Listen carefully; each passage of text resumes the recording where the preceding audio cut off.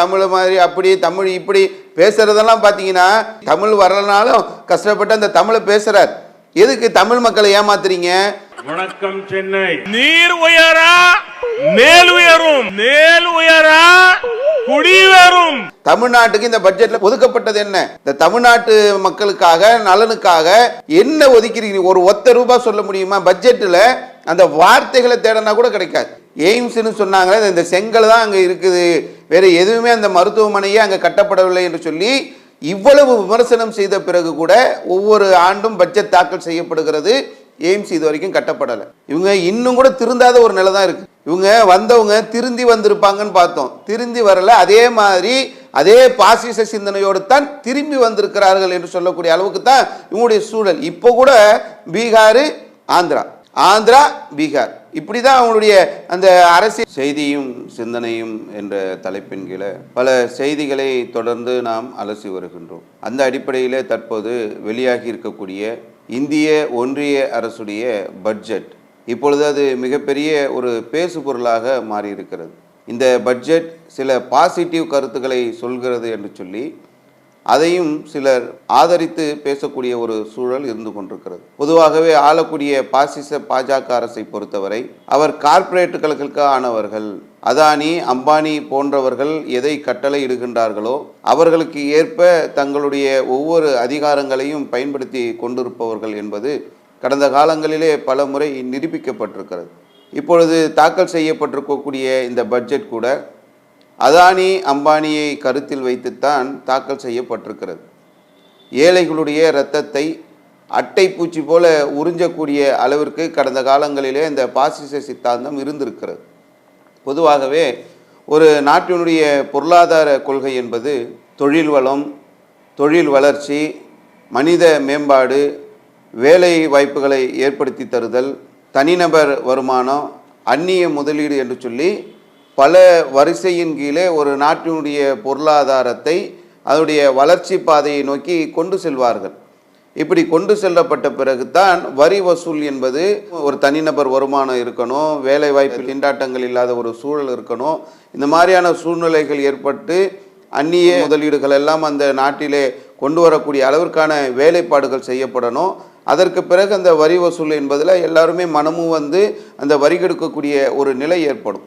இப்படி வரி வசூல் செய்து அந்த நாட்டு மக்களுக்காக, நாட்டு நலனுக்காக அந்த நாட்டுடைய அரசு செலவு செய்ய வேண்டும்.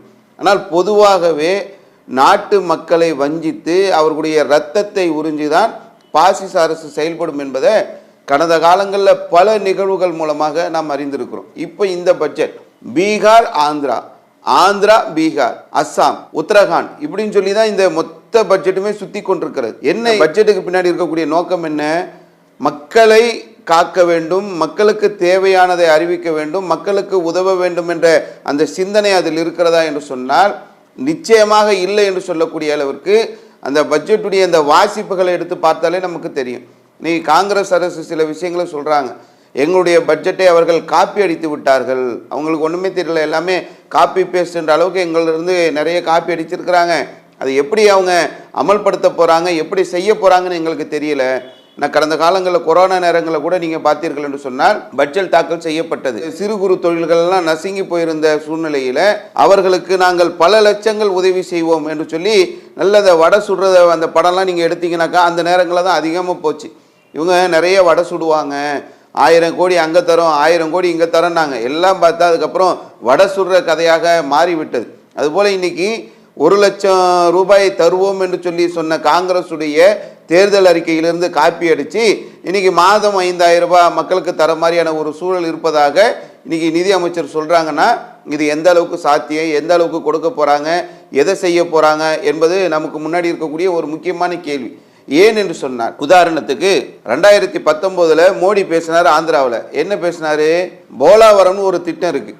இந்த போலாவரம் திட்டத்தை பற்றி மோடி அங்கே பேசுகின்ற போது அவர் சொன்னது என்னென்னா, ஏடிஎம்மை பயன்படுத்தி மக்களுடைய பணங்களை எல்லாம் இவங்க கொள்ளையடிப்பது மாதிரி இந்த போலாவரம் திட்டத்தை பயன்படுத்தி கொள்ளையடிக்கிறார்கள், மக்களுடைய விவசாயிகளுடைய முதுகுகளை குத்துறது. இது எப்போ பேசினாங்க? 2019. எதுக்கு நம்ம இந்த ஆந்திரா பீகார்னு பட்ஜெட் வந்ததுன்னு சொல்கிறோம்னாக்கா இப்போ 2024 பட்ஜெட்டில் நிர்மலா சீதாராமன் அவங்க சொல்லும்போது நிதியமைச்சர் சொல்றாங்க, போலாவரம் திட்டத்தை முழுமையாக முடிக்க அரசு உறுதி எடுக்கிறது. இப்போ ஆந்திராவை கவனம் செலுத்தி ஆகணும், பீகாரில் கவனம் செலுத்தி ஆகணும். ஏன்னா ஆட்சி கட்டிலில் இப்போ நம்ம அமர்ந்து கொண்டிருக்கிறோம் என்று சொன்னால் இவங்க 2 பேர் தான். ஒரு பக்கம் நிதிஷ்குமார் இருக்காங்க, இன்னொரு பக்கம் சந்திரபாபு நாயுடு இருக்காங்க. 2 பேரும் 2 காலையும் உடைச்சி கையில் வச்சிருக்கிறாங்க. அவங்க அந்த காலை எடுத்துட்டார்கள் என்று சொன்னால் நாற்காலி சரிஞ்சிடும். அப்போ இதை கவனத்தில் கொண்டு தான் நாட்டு மக்களை எல்லாம் 2வது தள்ளிட்டு மக்களுக்கு செய்ய வேண்டிய விஷயங்கள் எல்லாம் ஓரம் கட்டிட்டு தான் இன்னைக்கு பட்ஜெட் அறிவிப்பு செய்யப்பட்டிருக்கிறது. உதாரணத்துக்கு இன்னைக்கு ஒரு ஆசிரியர் எப்படி இருக்கணும், என்ன மாதிரி இருந்தால் ஒரு ஆசிரியரை நம்ம வரவேற்போம். ஒரு படிக்காத மாணவர் இருக்கிறார், படிக்காத மாணவர் மேலே அந்த ஆசிரியர் கவனம் செலுத்துவார். ஒரு படிக்கக்கூடிய மாணவர் இருப்பார், அவர் இன்னும் நல்ல முறையில் பள்ளிக்கூடத்துக்கு பேர் வாங்கி தர வேண்டும் என்று சொல்லி அவர் மீது கவனம் செலுத்துவார். நடுத்தர மக்கள் இருப்பாங்க, இவங்களை படிக்க வைக்கக்கூடிய அளவுக்கான ஒரு நிலைகளை எல்லாம் ஆசிரியர் கவனம் செலுத்துவார். இவரை ஒரு நல்ல ஆசிரியர்னுவோம். படிக்காத மக்களை படிக்க வைக்கணும், நடுத்தரத்தில் உள்ளவங்களை நல்லா படிக்க வைக்கணும், நல்லா படிக்கிறவங்களை பள்ளிக்கூடத்தில் மாவட்டத்தில் முதலிடம் வரக்கூடிய அளவிற்கு அவர்களை ஊக்குவித்து கொண்டு வரவர் ஒரு நல்ல ஆசிரியர்னுவோம். ஆனால் சில ஆசிரியர்கள் இருப்பாங்க, படிக்காதவங்களை ஓரங்கட்டுறது, படித்தவனை மட்டம் தட்டுறது, நடுத்தர மக்களையும் கவுத்து விடுறது, தனக்கு தேவையான ஒரு மாணவனை மட்டும் எடுத்து கவனித்தார் என்று சொன்னால் இவர் ஒரு நல்ல ஆசிரியர் என்று சொல்லுவோமா? அப்போ ஒரு நாட்டினுடைய அரசாக இருக்கக்கூடியவர்கள், நாட்டுடைய நலனில் அக்கறை செலுத்தக்கூடியவங்க கீழ் நிலையில் உள்ள மக்களை உயர்த்துவதற்கு என்ன செய்யணும், நல்ல நிலையில் உள்ளவங்களை நல்ல நிலையில் வைப்பதற்கு என்ன செய்யணும், வளர்ந்த மாநிலங்களை இன்னும் வளர்வதற்கு என்ன செய்யணும். இது செய்யப்பட்டிருக்கா பட்ஜெட்டில்? இதெல்லாம் கிடையாது. இந்த நாட்டு மாநில மக்கள் இன்னும் விளிம்பு நிலையில் இருக்கிறாங்க, இவங்களை இப்படியெல்லாம் பட்ஜெட் அங்கே போடப்படலை. பட்ஜெட் போடப்பட்டதுடைய அடிப்படையை நீங்கள் எடுத்து பார்த்தீர்கள் என்று சொன்னால் ஆந்திரா பீகாரை விட்டா இன்னைக்கு நம்முடைய ஆட்சி கவிழ்ந்து விடும் என்ற அச்சத்தின் காரணமாக அதிகமாக அங்கு கவனம் செலுத்தப்படுகிறது. தமிழகம் இருக்கிறது. தமிழகம் எங்கே இருக்கிறது? இந்தியாவில் தான் இருக்கிறது. இந்தியாவுடைய ஒன்றிய பட்ஜெட் என்று சொன்னால் தமிழகம் அந்த பட்ஜெட்டில் அடங்கணும். அப்போ தமிழகம் பட்ஜெட்டில் அடங்குகிறது என்று சொன்னால் தமிழகத்துக்கு என்ன பட்ஜெட்டில் பேசப்பட்டிருக்கு? பேச வேண்டிய தேவை இருக்குதா இல்லையா? 2018 எய்ம்ஸ் மருத்துவமனையை கொண்டு வருவோம் என்று சொல்லி ஒரு திட்டம் கொண்டு வரப்பட்டது. ஒவ்வொரு தடவையும் எய்ம்ஸ் என்னாச்சுன்னு கேட்குறாங்க. கடந்த சட்டமன்ற தேர்தலில் கூட ஒரு செங்கல் எடுத்துக்கிட்டு எய்ம்ஸ்ன்னு சொன்னாங்களே, இந்த செங்கல் தான் அங்கே இருக்குது, வேறு எதுவுமே அந்த மருத்துவமனையே அங்கே கட்டப்படவில்லை என்று சொல்லி இவ்வளவு விமர்சனம் செய்த பிறகு கூட ஒவ்வொரு ஆண்டும் பட்ஜெட் தாக்கல் செய்யப்படுகிறது. எய்ம்ஸ் இது வரைக்கும் கட்டப்படலை. இங்கே சென்னையில் மெட்ரோ ரயில் திட்டம் கொண்டு வரப்பட்டு சென்னை இன்னைக்கு மெட்ரோ மையமாக மாறி இருக்கிறது. இன்னும் இதை வளர்ச்சி பாதைக்கு கொண்டு செல்வதற்காக 2ஆம் கட்டம் அடுத்த கட்டம் என்ற மெட்ரோ அந்த பணிகள் எல்லாம் விரிவாக்கம் செய்யப்பட்டிருக்கிறது. மெட்ரோவிற்காக 2021 கோரிக்கை வைக்கப்படுகிறது, 2022 கோரிக்கை வைக்கப்படுகிறது. ஒவ்வொரு பட்ஜெட் நேரத்திலும் 2023 கோரிக்கை வைக்கப்பட்ட மாதிரி இப்போ 2024 கோரிக்கை வைக்கப்பட்டிருக்கிறது. என்ன செய்திருக்கிறது அரசு? சென்னை என்பது இந்தியாவில் ஒரு முக்கியமான ஹார்ட் ஆஃப் த சிட்டி, வளரக்கூடிய மாநகரமாக இருக்கக்கூடிய சென்னை விஷயத்தில் இந்திய அரசு செய்தது என்ன? மெட்ரோவுக்கான ஒரு பொருளாதாரம் தேவை, நீங்கள் ரொம்ப வருடமாக அதற்கு எந்த ஒரு பொருளாதாரத்தையும் தர மாட்டேங்கிறீங்க, அதுக்கு தேவை இருக்கிறது என்று சொல்லி தொடர்ச்சியாக கோரிக்கை வைக்கப்படுகிறது. புறக்கணிக்கப்படக்கூடிய ஒரு சூழல். அதை பற்றி பேசவே இல்லை, அதை பற்றி வார்த்தை கூட இல்லை. இந்த தடவை இல்லை, அடுத்த தடவை நாங்கள் இவ்வளோ ஒதுக்க போகிறோம், ஏதாவது ஒன்று இருக்கணும்ல. சுத்தமாக முழுமையாக அதை ஓரம் கட்டக்கூடிய ஒரு நிலை. கோயம்புத்தூரில் மெட்ரோ ரயில் கொண்டு வர வேண்டும் என்று சொல்லி தமிழகம் சார்பாக கோரிக்கை வைக்கப்படுகிறது. கோயம்புத்தூரில் ஓட்டு வேணும், கோயம்புத்தூருடைய மக்களுடைய வாக்கு வேணும், கோயம்புத்தூரில் சட்டமன்ற உறுப்பினர் வேணும், கோயம்புத்தூரில் பாராளுமன்ற உறுப்பினராக எங்களை நீங்கள் ஆக்குங்கள் என்றெல்லாம் கோரிக்கை வைத்தவர்கள் கோயம்புத்தூரில் மெட்ரோ வேண்டும் என்று ஒரு கோரிக்கை அரசு வைக்கின்ற போது ஒன்றிய அரசு என்ன செய்யணும்? அங்கே அதை கவுத்து போட்டு போகக்கூடிய நிலைமை. அதாவது எங்களுக்கு வாக்களிக்கவில்லை என்று சொன்னால் அந்த மாநில மக்களையே நாங்கள் புறக்கணிப்போம் என்று சொல்லக்கூடிய அளவிற்கான ஒரு நிலையை இவங்க ஏற்படுத்துகிறாங்களா இல்லையா? அதே மாதிரி வெள்ள பாதிப்புகள், பேரிடர்கள் ஏற்படுது. இந்த பேரிடர்கள் ஏற்படும் போது இந்தியாவில் பல மாநிலங்களில் பேரிடர் ஏற்படும். கடந்த டிசம்பர் மாதம் சென்னையிலும் தூத்துக்குடி, நெல்லை, தென்காசி போன்ற மாவட்டங்கள்லாம் பெரிய அளவுக்கு பல்லாயிரம் கோடி ரூபாய் பாதிப்பு. தூத்துக்குடி மாவட்டம்லாம் பெரிய அளவுக்கு பல ஊர்கள் அழிந்து போகக்கூடிய அளவுக்கு ஒரு பெரிய பாலமே அடித்து செல்லக்கூடிய அளவுக்கான கடுமையான பாதிப்பு. அப்போ அந்த மக்கள் எல்லாம் ரொம்ப பாதிக்கப்பட்ட ஒரு சூழ்நிலையில் அரசு முறையிடுகிறது. அப்போ அந்த நேரங்களில் கூட நிதியமைச்சர் தூத்துக்குடி மாவட்டத்துக்கு வந்திருந்தாங்க. அவங்க வழிபாட்டு தலத்துக்கு போகக்கூடிய பாதைகள் எல்லாம் இப்படி இருக்கிறதெல்லாம் விமர்சனம் பண்ணிட்டு போனாங்க. இதையெல்லாம் சரி செய்ய வேண்டும் என்று சொன்னாங்க. அதற்கு பிறகு அதெல்லாம் சரி செய்யப்பட்டிருக்கிறது. இதுக்கு பொருளாதாரம் வேணுமே, யார் தரணும்? ஒன்றிய அரசு தரணுமா இல்லையா? வரி வசூல் செய்யப்படுகிறது. வரி வசூல் என்பது எதற்காக? ஒரு நாட்டு மக்களுடைய நலனுக்காகத்தான் அது பயன்படுத்தப்படணும். அதுலேயும் நீங்கள் ஜிஎஸ்டி வரியை வசூல் பண்ணுறாங்க, அதுலேயும் பல குளறுபடிகள் இருக்கிறது. இப்போ கூட இந்த சங்கி குரூப் என்ன பண்ணுறாங்கன்னா 50,000 கோடி ஒதுக்கி இருக்கிறாங்க.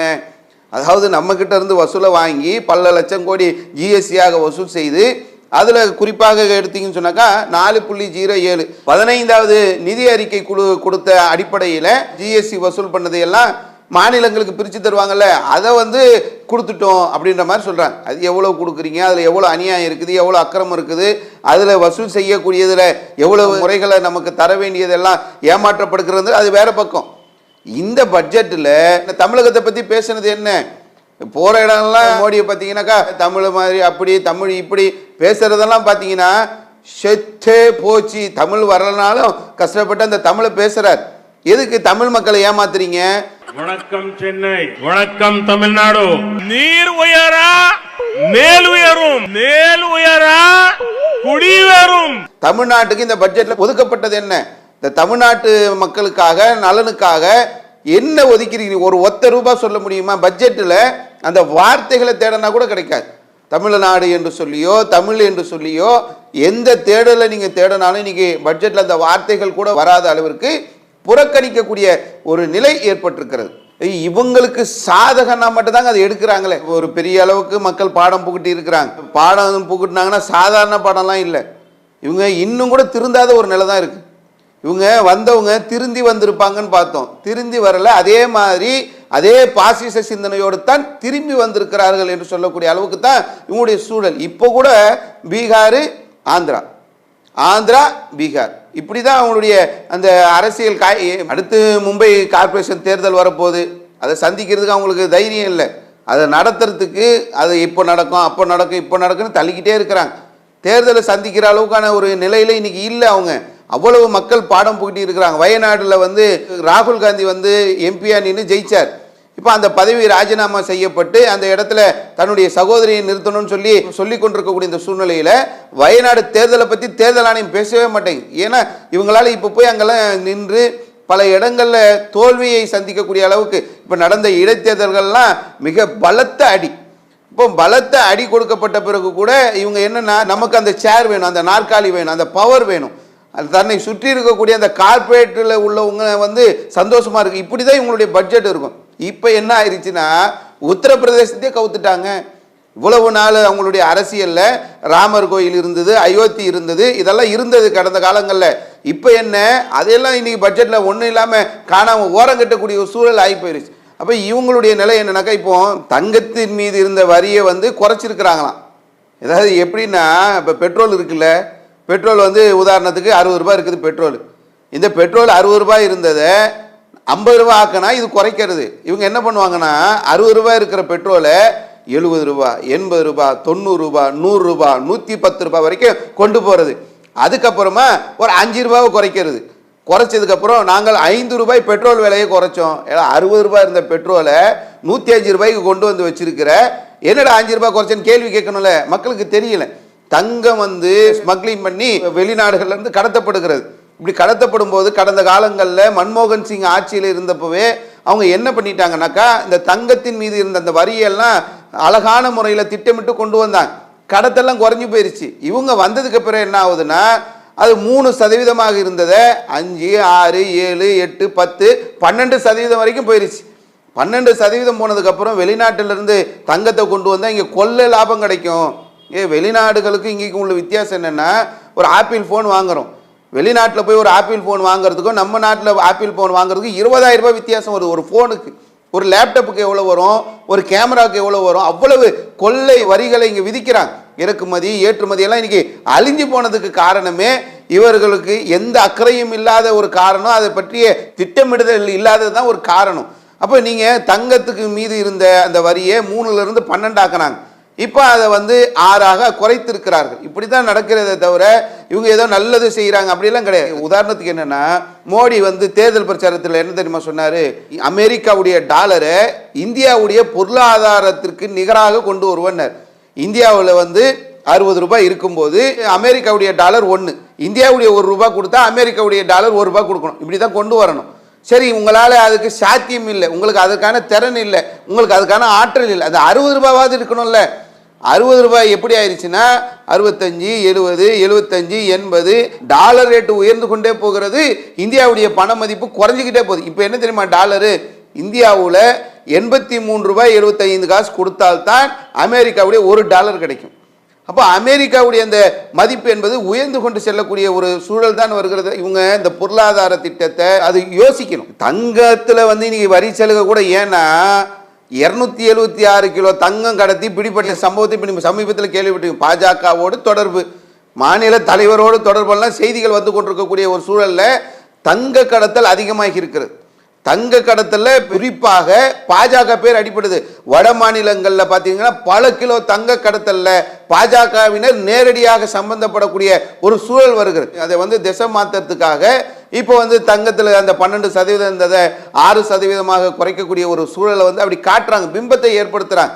அப்போ கவனிக்க வேண்டியது என்னன்னாக்கா, ஒரு நாட்டினுடைய ஒரு பொருளாதாரத்தை வளர்க்க வேண்டும் என்று சொன்னால் அதனுடைய தொழில் வளம், தொழில் வளர்ச்சி, அங்கே இருக்கக்கூடிய இந்த வேலை வாய்ப்புகளை ஏற்படுத்துறது, தனி மனித பொருளாதார வளர்ச்சி, இதெல்லாம் கவனம் செலுத்தணும். இப்போ சொல்லியிருக்கிறாங்க 4 கோடி வேலை வாய்ப்பு கொண்டு வரும். நீங்கள் இன்னைக்கு இல்லை, 2014 தேர்தலில் நீங்கள் சொன்னீங்க ஒரு வருடத்திற்கு 2 கோடி வேலை வாய்ப்பை தருவோன்னு. 10 வருஷம் ஆச்சு, 20 கோடி வேலை வாய்ப்பு வந்திருக்கணும். வந்துச்சா? நான் ஒரு லிஸ்ட் சொல்கிறேன் கேளுங்களேன்.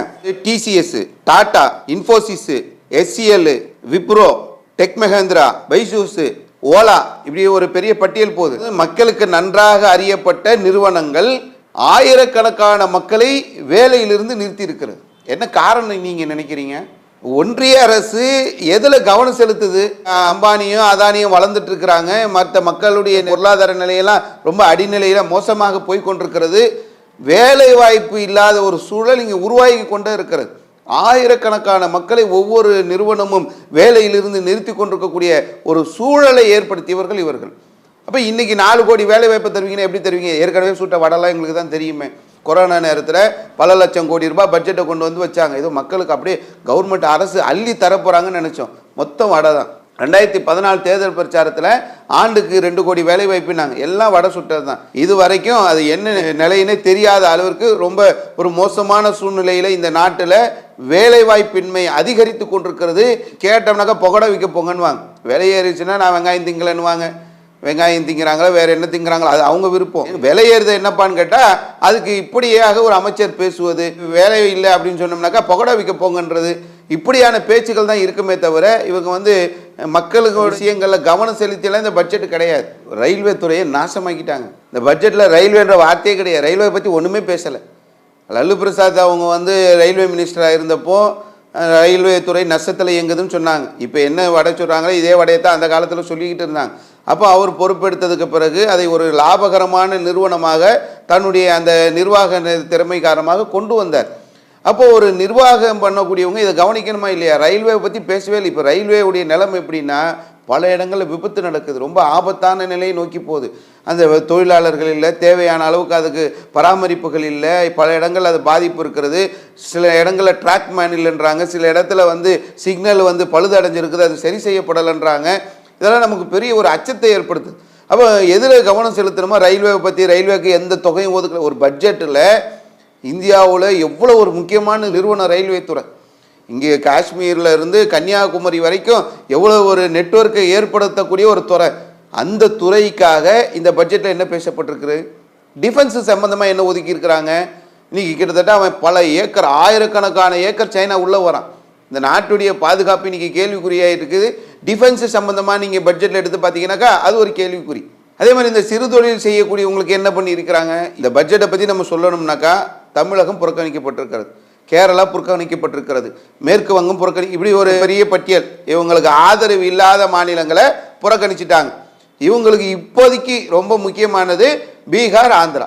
ஆந்திராவும் பீகாரும் தான். இப்போ பீகாருக்கும் ஆந்திராவுக்கும் தான் சலுகைகளை அள்ளித்தராங்க, அதற்கு தான் கவனம் செலுத்துகிறாங்க. கடந்த காலங்களில் அங்கே இருந்த திட்டங்கள் எல்லாம் விவசாயிகளுடைய முதுகலையும் பொதுமக்களுடைய முதுகலையும் குத்துது என்று விமர்சனம் செய்தவர்கள் இன்னைக்கு அந்த திட்டத்தை கையில் எடுத்து அதற்காக பல்லாயிரம் கோடிகளை ஒதுக்கி அதை ஒன்றிய அரசு நிறைவு செய்யும் என்பதை வாக்குறுதியாக பாராளுமன்றத்தில் தருகிறார்கள் என்று சொன்னால் இவங்க அவங்களுடைய சீட்டை பாதுகாக்கணும், கார்ப்பரேட் முதலாளிகளை பாதுகாக்கணும், இவர்கள் பாதுகாத்து கொள்ள வேண்டும் என்பதை தவிர மக்கள் நலன் அக்கறை இல்லை. 500,000 செல்லாதுன்னு சொல்லி ஒரு திட்டத்தை கொண்டு வந்தீங்க. அதனால் எவ்வளோ பெரிய பாதிப்பு என்று சொல்லி திரிணாமுல் காங்கிரஸுடைய எம்பியாக இருக்கக்கூடிய அபிஷேக் பானர்ஜி அவர் ஒரு கருத்தை பாராளுமன்றத்தில் பேசுகிறார். இது 500,000 செல்லாததுன்றது சொன்னதுக்கப்புறம் இந்தியா எவ்வளோ பெரிய பாதிப்புகளை சந்திச்சது எல்லாருக்கும் தெரியும். பல பொருளாதார நிபுணர்கள் இது ஒரு தவறான ஒரு முன்னுதாரணம், இது தவறான ஒரு நடவடிக்கை, இப்படி அரசு செய்திருக்கக்கூடாது, இது செய்ததனால் என்ன மாதிரியான பாதிப்புகள், அரசுக்கு எவ்வளவு நஷ்டம், அதனால் கருப்பு பணங்கள் மீட்கப்படவில்லை, அதனால் கள்ளப்பணம் ஒழிக்கப்படவில்லை என்பதையெல்லாம் பல இடங்களில் பேசியிருக்கிறாங்க. இந்த கருத்தை பாராளுமன்றத்தில் ஒரு எம்பி எடுத்து சொல்கிறாங்க. அங்கே சொல்லப்பட்டது என்னன்னாக்கா, இது பழைய விஷயம், ஏன் பேசுகிறீங்க, இதெல்லாம் நடந்து எவ்வளோ வருஷம் ஆயிடுச்சு, இப்போ இதை பேசுறதுனால என்ன நன்மை என்று சொல்லி சபாநாயகர் சொல்கிறார். கேள்வி என்னென்னா, பழைய விஷயத்தில் பாடம் படிக்கணுமா இல்லை, எவ்வளோ பெரிய பாதிப்பு, அந்த பாதிப்பு காரணத்தினால தானே நாடு இவ்வளவு பின்தங்கி இருக்குது, இப்படி ஏன் நீங்கள் ஒரு திட்டத்தை அறிவிக்கிறீங்கன்னா அதுக்கு சம்மந்தமாக யோசிக்க மாட்டீங்களா, சம்மந்தமாக சிந்திக்க மாட்டீங்களா, மக்கள் எவ்வளவு கஷ்டப்படுறாங்க, எவ்வளவு பொருளாதாரத்தில் பிரச்சனை என்பதை அவர் எடுத்து சொல்கிறார். சொல்லும்போது சபாநாயகர் சொல்கிறார், அது பழசு பேசாதீங்க. அப்போ பழசு பேசாதீங்கன்னா இது எதிர்கட்சிக்காரங்களுக்கு மட்டும்தானா, ஆளுங்கட்சிக்கு இல்லையா? ஆளுங்கட்சி எதையெல்லாம் பேசுகிறாங்க, 1975க்கு போயிடுறாங்க. இவராது இப்போ மோடி பிரதமராக இருக்கும்போது ஒரு திட்டத்தை பற்றி பேசுகிறார். இவங்க பார்லிமெண்ட்டில் பாஜக காரங்க பேசும்போது 1975 எமர்ஜென்சி வந்தது, அது ஏன் பேசுகிறீங்க? அந்த எமர்ஜென்சி பற்றி இப்போ ஏன் பேச வேண்டிய தேவை இருக்குது? பழசை பேசக்கூடாதுன்னா ஆதி பழசு அந்த உள்ளதெல்லாம் பேசுகிறாங்க. நேரு ஆட்சியில் இருந்தது, அப்போ இருந்தது, இந்திரா காந்தியில் இருந்ததுன்னு சொல்லி ராஜீவ்காந்தி பண்ணதையெல்லாம் இப்போ பேசுகிறாங்க.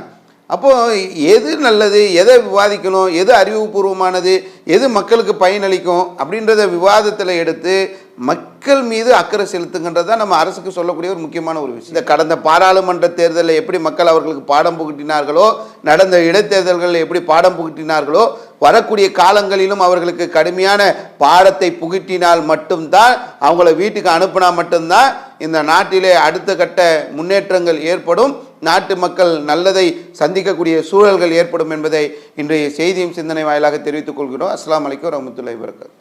இஸ்லாம் மற்றும் சமுதாய செய்திகளை அறிந்து கொள்ள தமிழ்நாடு தௌஹீத் ஜமாஅத் யூடியூப் பக்கத்தை உடனடியாக சப்ஸ்கிரைப் செய்து கொள்ளுங்கள். மேலும் பெல் பட்டனையும் கிளிக் செய்து கொள்ளுங்கள்.